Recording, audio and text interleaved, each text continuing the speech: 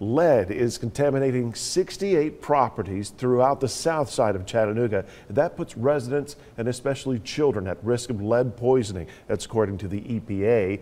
They're referring to the contaminated area as the Southside Chattanooga Lead Site. That agency is proposing the area be added to a national priority list to help start the cleanup process. Channel 3's Tanisha Cordell joins us with more. What did you find out, Tanisha? Well, Greg, the EPA started sampling soil on the Southside residential properties back in 2016. Now, in some areas, lead was found in the top 4 inches of the soil. Since then, they've cleared 15 yards that had dangerously high levels of lead, but there's still so many more that need to be cleared. And that's a concern for local pediatricians.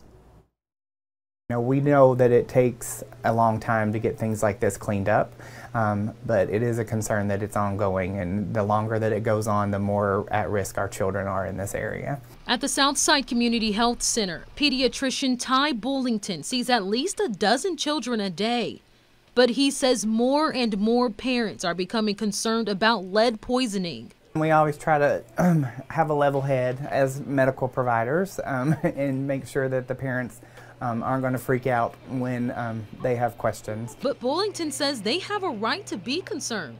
Kids of all ages, but especially these younger kids, do explore with their mouths. They eat dirt. They do all kinds of gross things that kids are supposed to do. So they are more at risk in this area, especially when they live in this area, for things like lead poisoning. It's why Bullington says the health center is pushing parents to take well checks more seriously.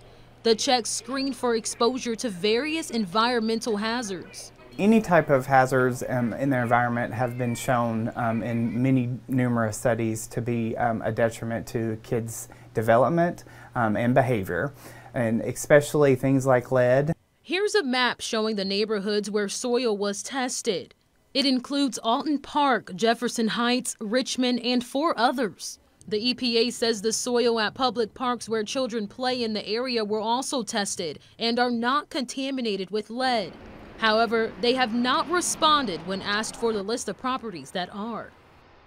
Now, the EPA says the cleanup will start after the remaining properties have been added to what's called the Superfund Program's National Priorities List. But we're told they're only removing lead from properties where children may be present.